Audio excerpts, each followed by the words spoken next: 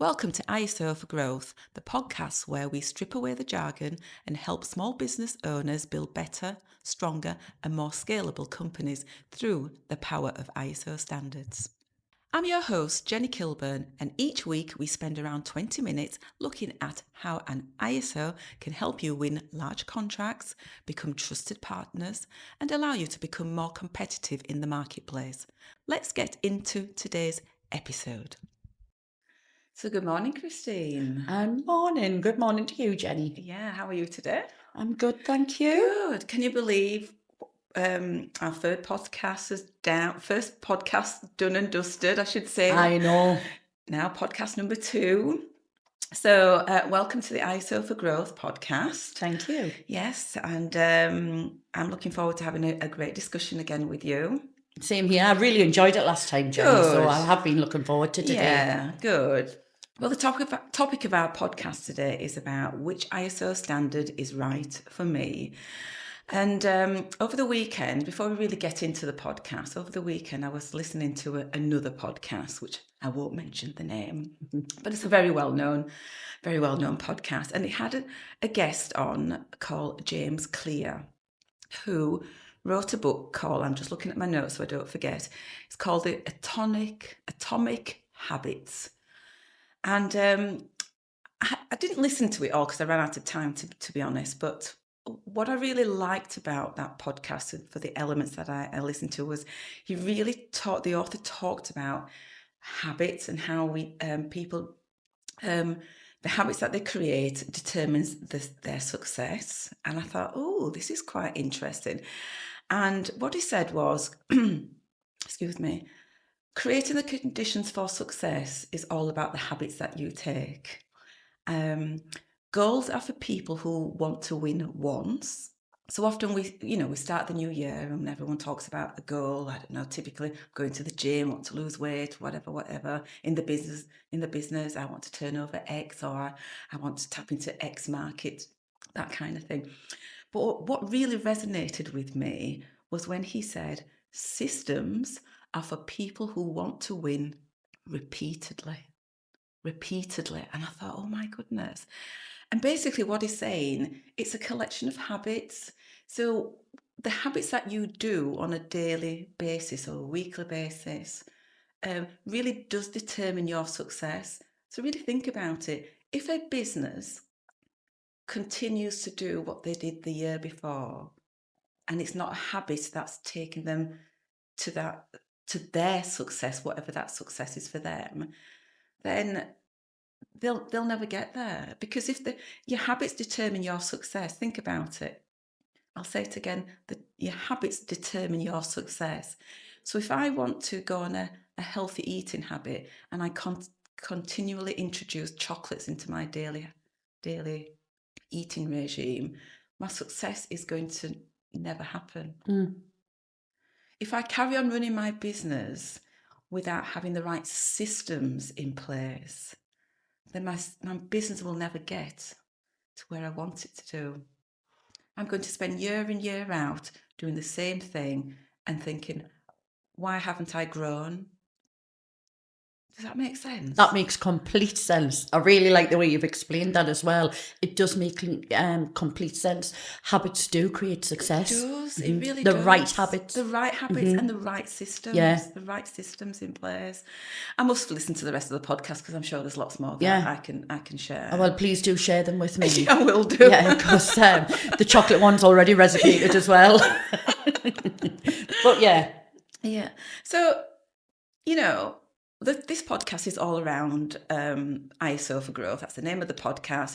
It's about, us introducing what ISO is to our listeners, getting rid of the jargon, sharing, how to implement ISO systems. And these are things that we'll introduce over a period of time. We're not just going to brain dump all this on. But one question that I have, and, particularly for small businesses, which is this podcast is really geared up for, is, do you think small business owners think it's a scary decision to actually implement an ISO system? They do. Do you think so? I completely agree with that. There's a lot of business owners out there who are a little bit apprehensive because they're Yeah. scared. They're a bit scared of ISO purely because what they've heard. They're scared on how their team. How I don't know Yeah. if my team will come on board with this because they all like to work their own way. They all do things their Yeah. own way. Yeah, that's And that's one of the true. reasons they're scared. Scared Yeah. with investment. The I've got to investments. I've got to pay this money out. How do I know what I'm going to get back from it? Yeah. And I guess, going back to just the habit, business owners can just get into a habit of running the business the same way and expecting something different to happen at the end. Yeah. And, we have a small business here, obviously, and, you get to the end of the year and it's kind of like, oh, I haven't achieved what I wanted to achieve this year. I've not introduced any new habits into the business. So Yeah. what do you expect? If I want to think about when we started running, Yeah. and if we didn't get into that habit of, those daily or bi-daily little training sessions, we would never be able to run the distance that we That can we run do. now. No, we would Yeah. never have achieved what we achieved at the end of it Yeah, because we exactly. wouldn't have created the habit. The habit. And by creating that habit and doing it, kind of how often did we go every other day? If we'd only went once a week, Yes. we wouldn't have got to where we needed to be at that Exactly. specific time. Exactly. Yeah, that's very true. It's very true. It's interesting how you can actually bring habits into the workplace, into to what we do.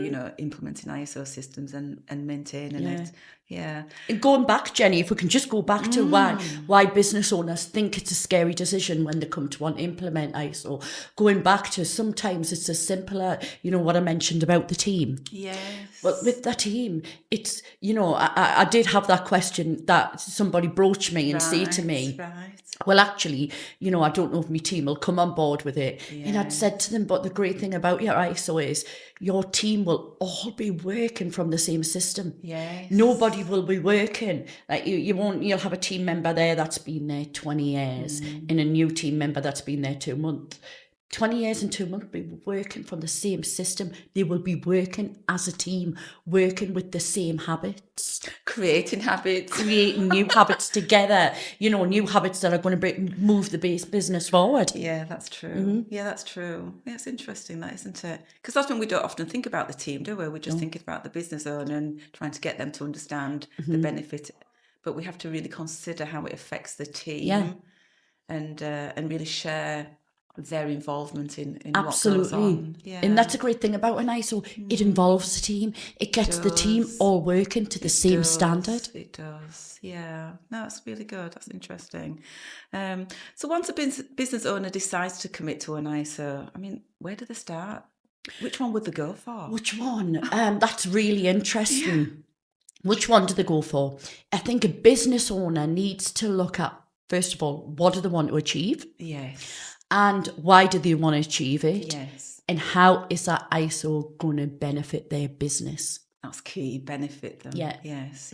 Yes. Okay. So let's say I'm a manufacturer. Which ISO do you think I should even think about? I'm a manufacturing business. I don't know. I'm a plastic manufacturer, for example. Which ISO system would benefit me, do you think? Well, first of all, my first question would be what is it you want from the ISO management system? What is it you want to achieve in your business? Okay. Well, I want to stop errors on the production line, let's say. I don't know. Brilliant. Yeah. Okay, my first and foremost recommendation would be ISO 9001, your quality management system. Yeah. It's very process driven, so it's going to look at all your processes from start to finish and make sure their processes are strong so that by the time you finish your product and it gets to your customer, your client, it's going to be a first-class service. It's going to be a quality service and a quality product that they'll receive.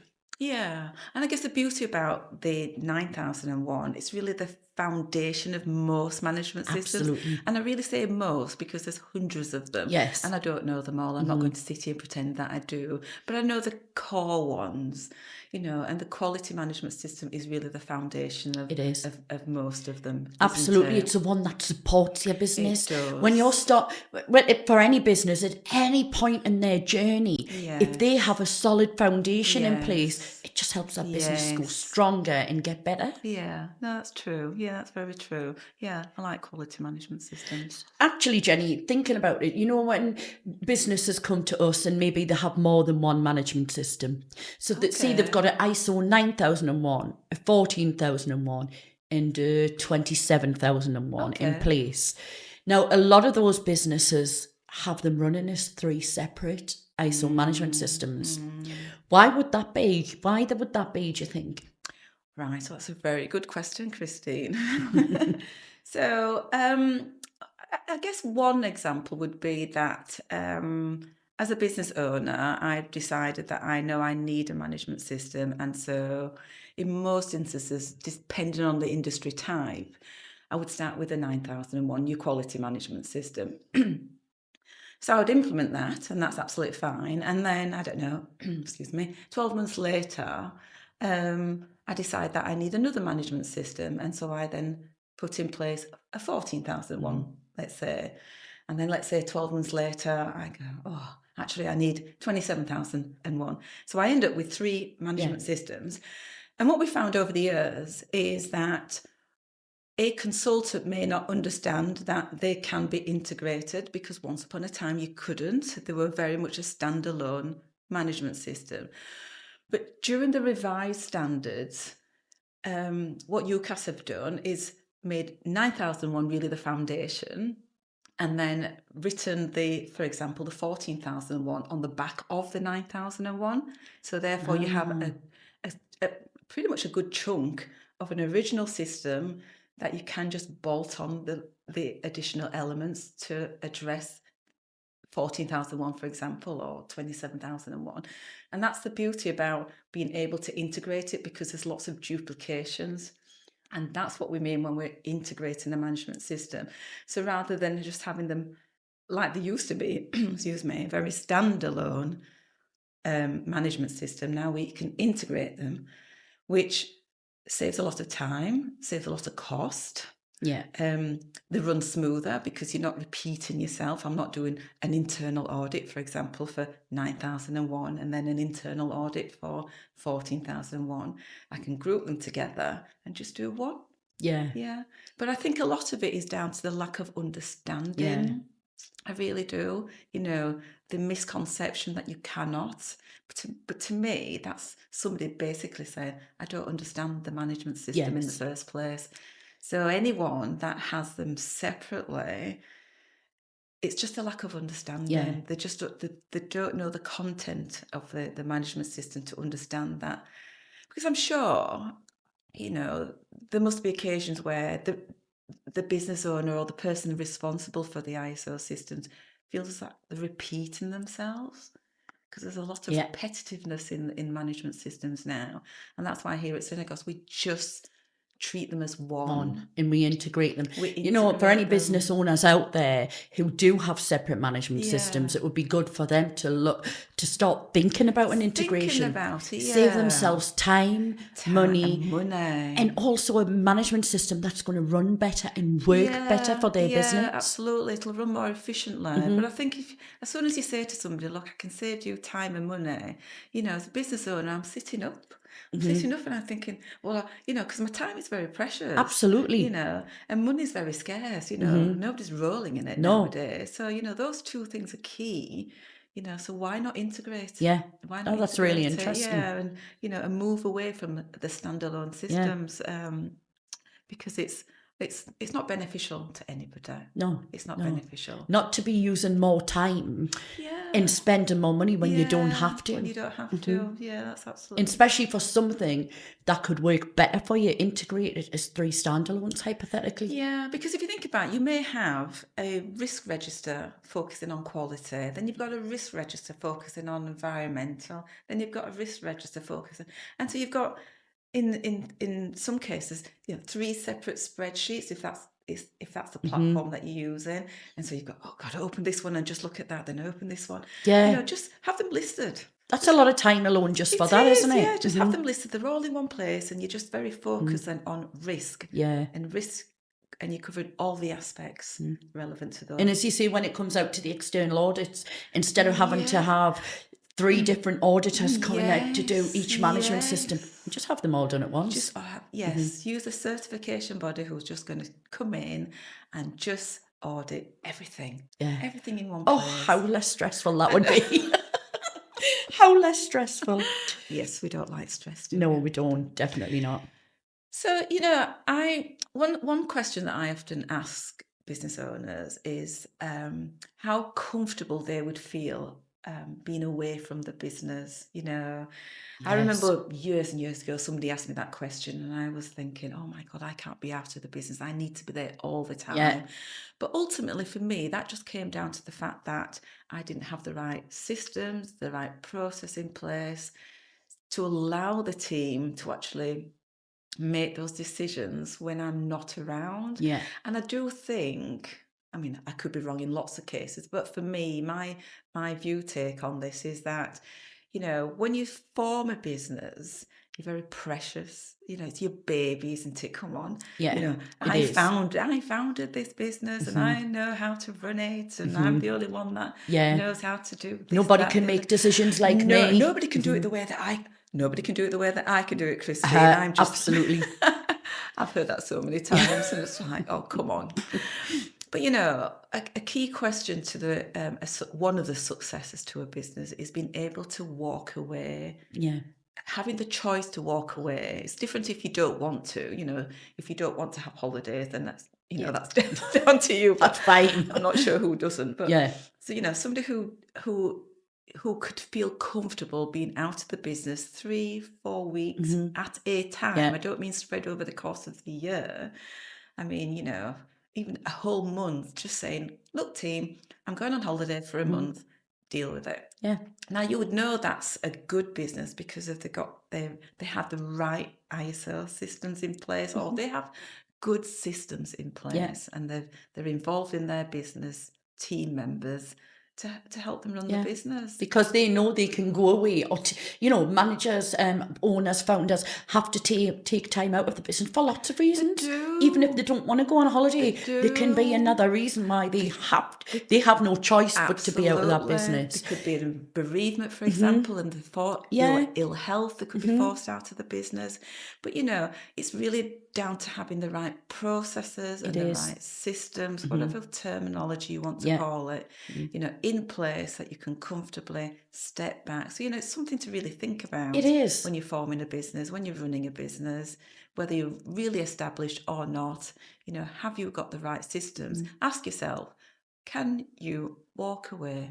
Can I walk away from this business comfortably, knowing it will operate fully? I like without that, because when you think about it, as a founder, which you are, you built your business, correct me if I'm wrong, but in the beginning, your business ideas and the way you ran your business were probably written down. A lot of it was up your head, in your head. Yes. You knew exactly what your business was about, how it ran. So the staff that initially started with you came to you every time, asked you questions. What do we do about this, Jenny? I've got this client want to do this, but they want this in place. What will I do about it? And they came to you for the answers. You did. And to be honest, it felt good. I'll be honest. It felt good.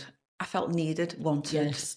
No one can be, they need me. I can't be without about being here.